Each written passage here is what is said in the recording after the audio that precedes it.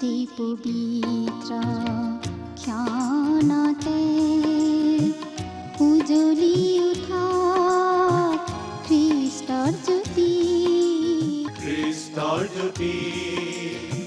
গ্ৰহণ কৰাই ভক্তি বচন এই মাথোন আমাৰ মিনতি গ্ৰহণ কৰাই ভক্তি বচন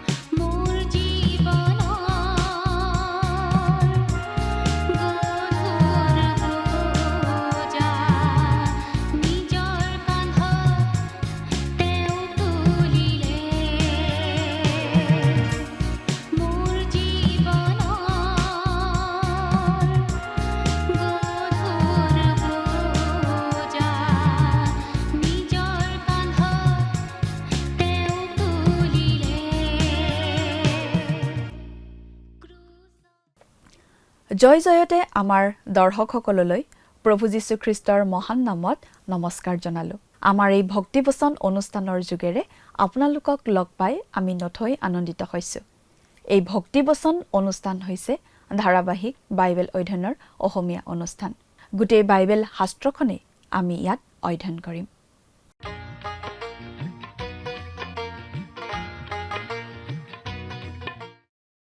নমস্কাৰ, ভক্তিবচন অনুষ্ঠানলৈ আপোনাক স্বাগতম জনাইছো।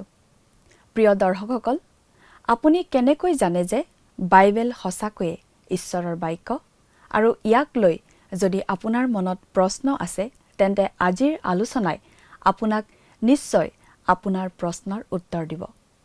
আমি যদি মন কৰোঁ, বাইবেল যেনেদৰে আটাইতকৈ অত্যাধিক বিক্ৰী হোৱাৰ খ্যাতি লাভ কৰে, ঠিক তাৰ বিপৰীতে এই গ্ৰন্থখন বহুতো লোকৰ আক্ৰমণৰ শাৰীত পৰে। বাইবেলৰ সত্যতাক লৈ বহুতো পুৰাতত্ত্ববিদসকলে সমৰ্থন কৰি মত পোষণ কৰে। আমাৰ আজিৰ খণ্ডৰ আলমত আহক জানিম যে বাইবেলৰ সত্যতা কি আৰু কেনেদৰে বিজ্ঞানসন্মত। আমাৰ মহান ত্ৰাণকৰ্তা প্ৰভু যীশুখ্ৰীষ্টৰ নামত নমস্কাৰ। প্ৰিয় শ্ৰোতা, আশা কৰোঁ আপুনি আমাৰ মহান পিতা পৰমেশ্বৰৰ মহান অনুগ্ৰহত ভালে কুশলে আছে। লগতে এই বুলিও আশা কৰিছোঁ যে আপুনি আমাৰ এই ভক্তিবচন অনুষ্ঠানটো নিয়মিতভাৱে শুনি আছে। আপুনি যদিহে আমাৰ এই অনুষ্ঠানটো নিয়মিতভাৱে শুনি আছে, তেনেহ'লে আপুনি নিশ্চয় জানে যে আমি এতিয়া বাইবেলৰ অধ্যয়ন আৰম্ভ কৰিছোঁ। যদিহে আপুনি নিয়মিতভাৱে আমাৰ এই অনুষ্ঠানটো শুনি থাকে, তেনেহ'লে আপুনি আমাৰ লগতে গোটেইখন বাইবেল অধ্যয়ন কৰি শেষ কৰিব পাৰিব। এই বাইবেলৰ অধ্যয়ন আৰম্ভ কৰাৰ আগতে বাইবেলৰ ওপৰত কিছু চমু পৰিচয় আগবঢ়াব খুজিছোঁ। যোৱা অনুষ্ঠানত আমি এটি চমু পৰিচয় আগবঢ়ালোঁ। আজিৰ অনুষ্ঠানতো তেনেদৰেই পৰিচয় আগবঢ়াব খুজিছোঁ।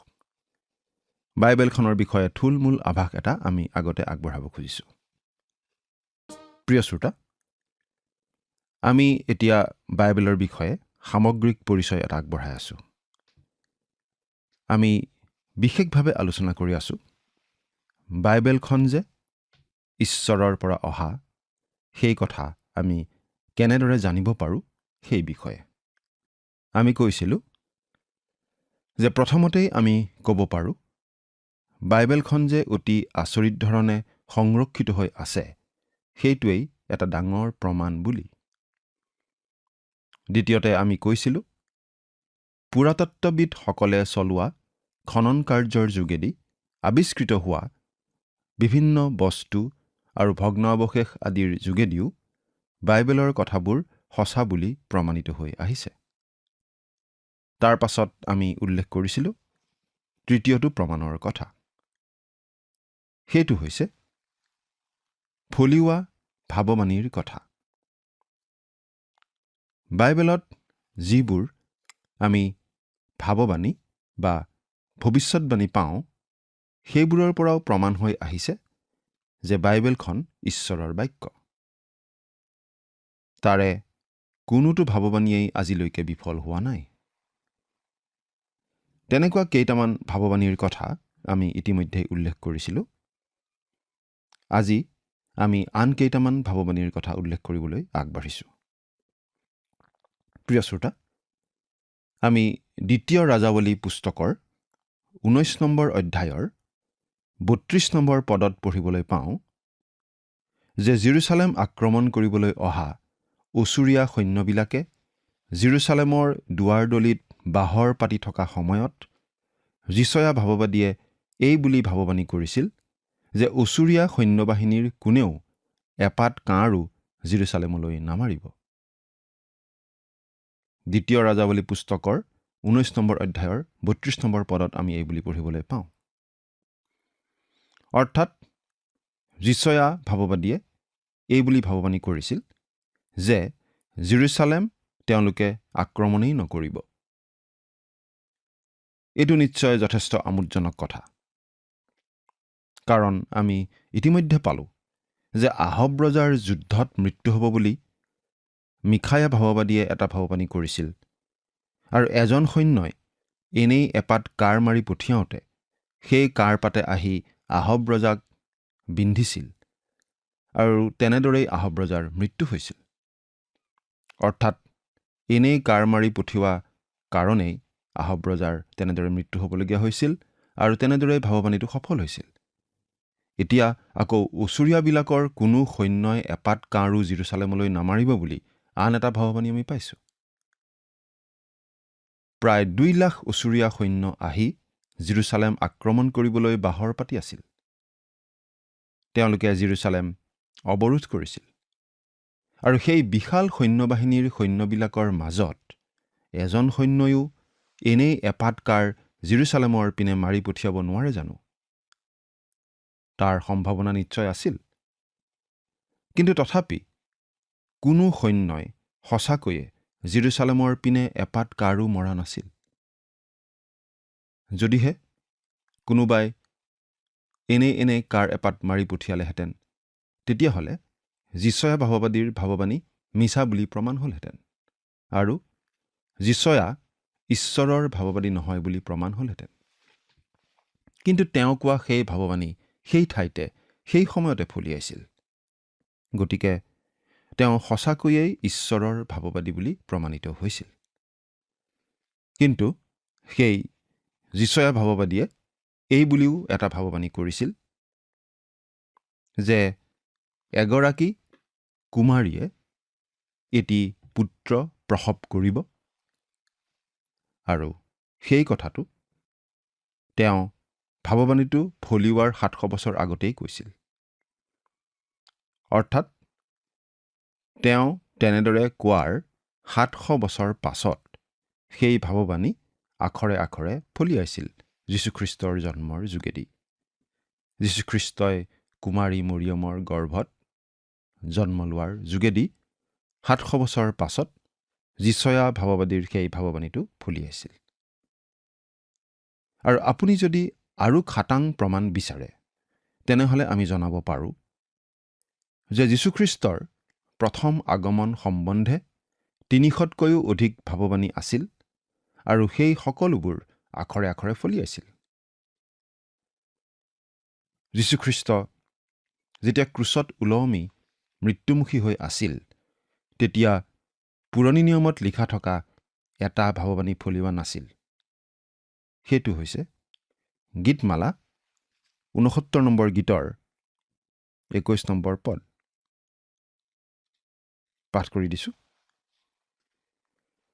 সিহঁতে মোক আহাৰৰ নিমিত্তে বিহ দিলে আৰু মোৰ পিয়াহত সিহঁতে মোক টেঙা ৰস পান কৰালে। গীতমালা 69 নম্বৰ গীতৰ 21 নম্বৰ পদ। কিন্তু যেতিয়া যীশুখ্ৰীষ্টই ক্ৰুচৰ ওপৰৰ পৰা ক'লে মোৰ পিয়াহ লাগিছে বুলি, তেতিয়া শত্ৰুবোৰে নিজে আগবাঢ়ি গৈ সেই ভাৱবাণীটো ফলিওৱালে। কাৰণ যীশুখ্ৰীষ্টক কষ্ট দিবলৈ তেওঁলোকে পানীৰ পৰিৱৰ্তে চিৰকা পান কৰিবলৈ দিলে। তেওঁলোকে সেইটো কৰিছিল যীশুখ্ৰীষ্টক ঘিণ কৰি যীশুখ্ৰীষ্টক শাস্তি দিবলৈ, কিন্তু সেইটো কৰোঁতে আগতে লিখি থোৱা ভাৱবাণীহে ফলিয়ালে। এইটো নিঃসন্দেহে অতি আচৰিত ধৰণৰ কথা, কাৰণ মানুহে এনে কথা আগতে অনুমান কৰি ল'ব নোৱাৰে। বতৰৰ আগজাননী দিয়া মানুহৰ বিষয়ে যদিহে আমি ভালদৰে ভাবি চাওঁ, তেনেহ'লে দেখিবলৈ পাওঁ যে কিছুমান ক্ষেত্ৰত সেই বতৰৰ আগজাননী ঠিকেই মিলে যদিও প্ৰায়বোৰ ক্ষেত্ৰতেই 100% সেই আগজাননী কেতিয়াও নিমিলে।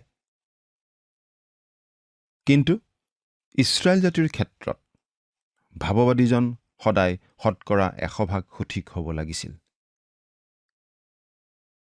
অৰ্থাৎ তেওঁ যিমানবিলাক ভাৱবাণী কয় সেই সকলোবিলাক ফলিয়াব লাগিছিল।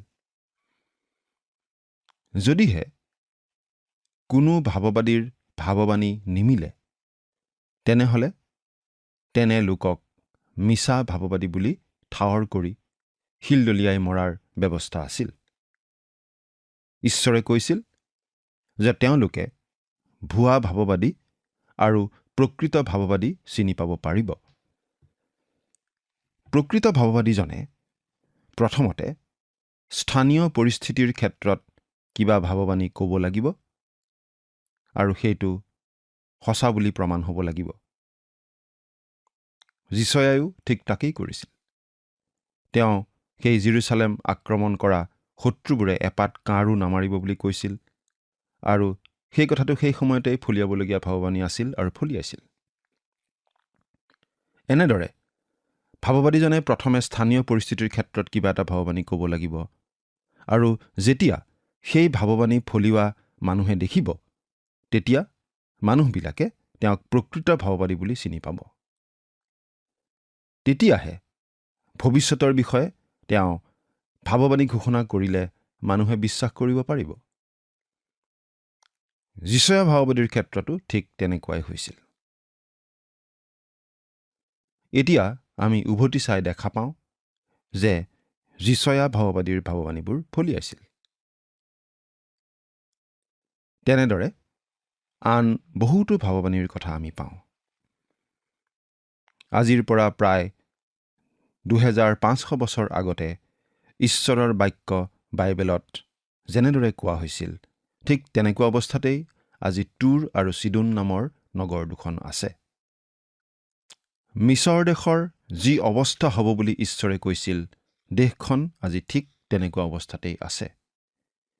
এই গোটেই কথাবোৰ অতি আচৰিত। হয় প্ৰিয় শ্ৰোতা, ফলিয়াই যোৱা ভাৱবাণীবিলাকেই আচলতে বাইবেলখন যে ঈশ্বৰৰ বাক্য তাৰ এটা অতি ডাঙৰ প্ৰমাণ। আমি জানো যে কোনো মানুহেই সিমান সঠিকভাৱে ভৱিষ্যতবাণী কৰিব নোৱাৰে। মানুহে নিজে তেনেধৰণে অনুমান কৰিব নোৱাৰে। আনকি বতৰ বিজ্ঞানীসকলেই বতৰৰ আগজাননী ইমান সঠিকভাৱে দিব নোৱাৰে। এতিয়া আমি গণিত শাস্ত্ৰৰ দিশৰ পৰা কথাটো অলপ চাব খুজিছোঁ। গণিত শাস্ত্ৰৰ এটা নীতি অনুসাৰে মানুহে আচলতে কেতিয়াও নিজে এনেকুৱা ভৱিষ্যতবাণী ক'ব নোৱাৰে বা ভাৱবাণী ক'ব নোৱাৰে। ধৰক মই এতিয়া এটা ভাৱবাণী কৰিলোঁ। কথাটো মন দি শুনিবচোন। ধৰক মই এতিয়া এটা ভৱিষ্যতবাণী কৰিলোঁ। উদাহৰণস্বৰূপে ধৰক মই ক'লোঁ যে অহাকালি বৰষুণ দিব। অহাকালি বৰষুণ দিব বুলি মই ক'লোঁ। এতিয়া মোৰ এই কথাটো শুদ্ধ হোৱাৰ সম্ভাৱনা 50%। অৰ্থাৎ কালি হয় বৰষুণ দিব নহ'লে বৰষুণ নিদিয়ে। অৰ্থাৎ দুটাৰ ভিতৰত এটা ঘটিব। গতিকে অহাকালি বৰষুণ দিব বুলি কোৱা কথাটো ফলিওৱাৰ সম্ভাৱনা 50%। কিন্তু ধৰক মই লগতে এই বুলিও ক'লোঁ যে অহাকালি 9টা বজাত বৰষুণ দিব। অহাকালি 9টা বজাত বৰষুণ দিব। তেতিয়াহ'লে সেই কথাটোত আৰু এটা অনিশ্চয়তাৰ ভাগ সোমাই পৰিব। অৰ্থাৎ অহাকালি বৰষুণ দিব সেইটো ফলিওৱাৰ বা সেইটো শুদ্ধ হোৱাৰ সম্ভাৱনা আছিল 50%। কিন্তু 9টা বজাত বৰষুণ দিব বুলি কোৱাৰ লগে লগে সেই কথাটো শুদ্ধ হোৱাৰ সম্ভাৱনাটো কিজানি 25%তকৈও কমি যাব। অৰ্থাৎ বৰষুণ দিলেও 9টা বজাত নিদিবও পাৰে, 6টা বজাতো দিব পাৰে, 10টা বজাতো দিব পাৰে। গতিকে অহাকালি বৰষুণ দিব 9টা বজাত বুলি কোৱাৰ লগে লগে সেই কথাটো শুদ্ধ হোৱাৰ সম্ভাৱনাটো 25%তকৈও কমি যাব। আচলতে যিকোনো এটা নতুন অনিশ্চয়তা যোগ দিয়াৰ লগে লগে আগৰ সম্ভাৱনীয়তাটো অতি কমেও আধা কমি যাবই। এতিয়া ধৰক মই ক'লোঁ যে অহাকালি 9টা বজাত বৰষুণ দিব আৰু 2টা বজাত বৰষুণ বন্ধ হ'ব। তেতিয়াহ'লে সেই কথাটো শুদ্ধ হোৱাৰ সম্ভাৱনাটো আগতকৈ কমেও আধা কমিব। অৰ্থাৎ 25ৰ পৰা কমি গৈ 12.5% হ'ব। আচলতে তাতকৈও কমহে হ'ব। অৰ্থাৎ মোৰ কথা শুদ্ধ হোৱাৰ সম্ভাৱনাটো কিমান কম হৈ যাব আপুনি নিশ্চয় অনুমান কৰিব পাৰিছে। কিন্তু ধৰক মই মোৰ ভৱিষ্যতবাণীটোত 300টা অনিশ্চয়তাৰ উপাদান যোগ কৰি দিওঁ। তেনেহ'লে মোৰ কথাটো শুদ্ধ হোৱাৰ আচলতে কোনো সম্ভাৱনাই নাথাকিব। আখৰে আখৰে ফলিওৱাৰ সম্ভাৱনা একেবাৰে নোহোৱাৰ নিচিনা হ'ব।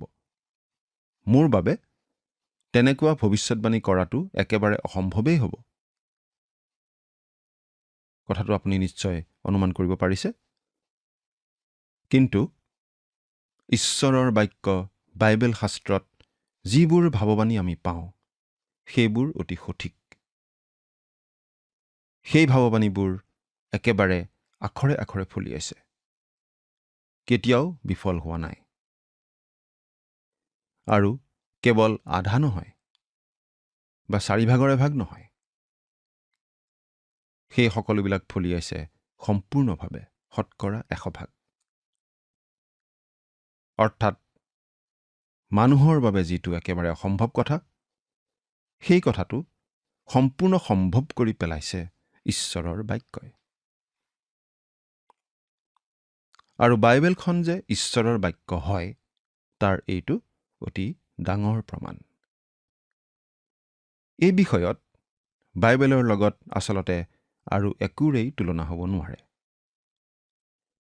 আমি এনেদৰে আখৰে আখৰে ফলিওৱা ভাৱবাণীৰ মাত্ৰ কেইটামানহে উল্লেখ কৰিলোঁ।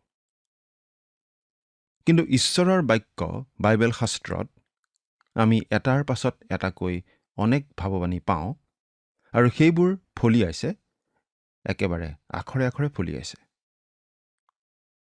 আৰু তেনেদৰে সফল ভাৱবাণী ঘোষণা কৰা ভাৱবাদী কিছুমানে ভৱিষ্যতে ঘটিবলগীয়া কিছুমান ঘটনাৰ বিষয়েও ভাৱবাণী কৰি থৈছে, আৰু সেইবোৰো ফলিয়াব বুলি আমি ডাঠি ক'ব পাৰোঁ, কাৰণ ঈশ্বৰৰ বাক্য অথলে নাযায়। প্ৰিয় শ্ৰোতা, ঈশ্বৰৰ বাক্য বাইবেল শাস্ত্ৰই মানুহৰ জীৱন সলনি কৰে। বাইবেলখন যে ঈশ্বৰৰ বাক্য, তাৰ সমৰ্থনত আমি শেষত আৰু 2টা যুক্তি প্ৰমাণ হিচাপে আগবঢ়াব বিচাৰিছোঁ।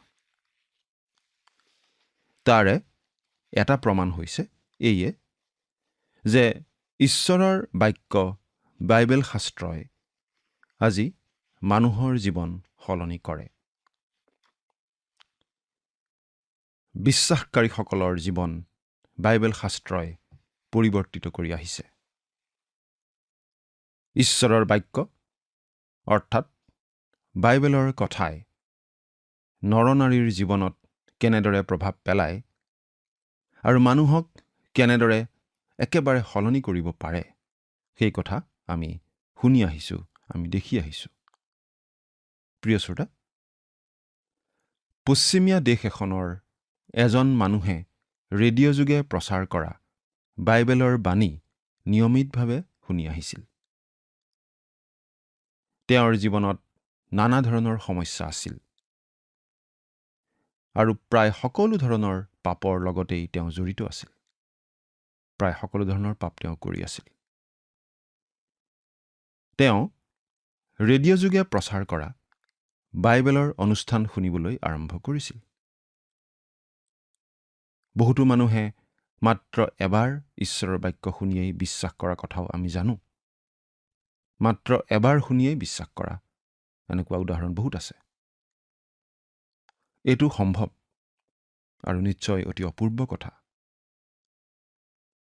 কিন্তু সেই মানুহজনে সপ্তাহৰ পাছত সপ্তাহ ধৰি, মাহৰ পাছত মাহ ধৰি ৰেডিঅ' যোগে ঈশ্বৰৰ বাক্য শুনি আছিল, আৰু তেওঁৰ মনত খং আৰু বিৰোধৰ ভাৱহে বাঢ়ি যাব ধৰিছিল। তেওঁৰ খং বাঢ়ি গৈ আছিল। পাছত সেই মানুহজনে ৰেডিঅ' যোগে বাইবেলৰ বাণী শিকোৱা শিক্ষকজনলৈ এই বুলি চিঠি লিখিছিল: মহাশয়, যেতিয়া আপুনি ৰোমিয়াবিলাকৰ প্ৰতি পত্ৰ নামৰ পুস্তকখনৰ অধ্যয়ন আগবঢ়াই আছিল, আৰু যেতিয়া আপুনি কৈছিল মই এজন পাপী বুলি, তেতিয়া যদি মই আপোনাক লগ পালোহেঁতেন, আপোনাৰ নাকতে মই এটা কোব মাৰি দিলোহেঁতেন। সেই মানুহজনে নিশ্চয় তেনে কৰিলেহেঁতেন বুলি আমি অনুমান কৰিব পাৰোঁ, কাৰণ মানুহজন অতি হৃষ্টপুষ্ট পালোৱান লোক যেন আছিল। তেওঁ অৱশ্যে অনুষ্ঠান প্ৰচাৰ কৰা শিক্ষকজনক সেই সময়ত লগ পোৱা নাছিল। কেৱল ৰেডিঅ' যোগেহে অনুষ্ঠানটো তেওঁ শুনি আছিল। কিন্তু অতি আচৰিত আৰু আনন্দৰ কথা কি জানেনে প্ৰিয় শ্ৰোতা? কথাটো এইয়ে যে অৱশেষত সেই বিদ্ৰোহী মনৰ মানুহজনেও যীশুখ্ৰীষ্টক নিজৰ জীৱনৰ প্ৰভু আৰু ত্ৰাণকৰ্তা বুলি গ্ৰহণ কৰিছিল আৰু ঈশ্বৰে তেওঁৰ জীৱন যি ধৰণে আচৰিত কাৰ্য কৰি সলনি কৰিছিল সেইটো জানি আমি অতিশয় আনন্দিত। আমি এনেকুৱা বহুতো ঘটনাৰ কথা, সাক্ষ্যৰ কথা উল্লেখ কৰিব পাৰোঁ। ডেকা বুঢ়া সকলোৱে ঈশ্বৰৰ বাক্যৰ যোগেদি জীৱনৰ অৰ্থ বিচাৰি পাইছে, জীৱনৰ লক্ষ্য বিচাৰি পাইছে, জীৱনত সফলতা লাভ কৰিছে। বহুতো কেৰুণ লগা বিবাহ বন্ধন জোৰা লাগিছে, বহুতো ভাগি যোৱা পৰিয়ালৰ পুনৰ মিলন হৈছে, বহুতো লোকে মদৰ নিচাৰ দাসত্ব, ড্ৰাগছৰ দাসত্বৰ বন্ধনৰ পৰাও মুক্তি পাইছে। মুঠতে খ্ৰীষ্টত জীৱন সঁপি দি খ্ৰীষ্টক ত্ৰাণকৰ্তা বুলি গ্ৰহণ কৰি মানুহে নিজ নিজ জীৱন পৰিৱৰ্তিত হোৱাৰ অভিজ্ঞতা লাভ কৰিছে। বাইবেলখন যে ঈশ্বৰৰ বাক্য তাৰ এইটো এটা ডাঙৰ প্ৰমাণ। এই বাক্য জীৱন্ত বাক্য, এই বাক্য ঈশ্বৰৰ বাক্য। এই বাক্যই আপোনাৰ জীৱনত কেনেদৰে প্ৰভাৱ পেলাইছে চিন্তা কৰি চাওকচোন। ঈশ্বৰে আপোনাক আশীৰ্বাদ কৰক।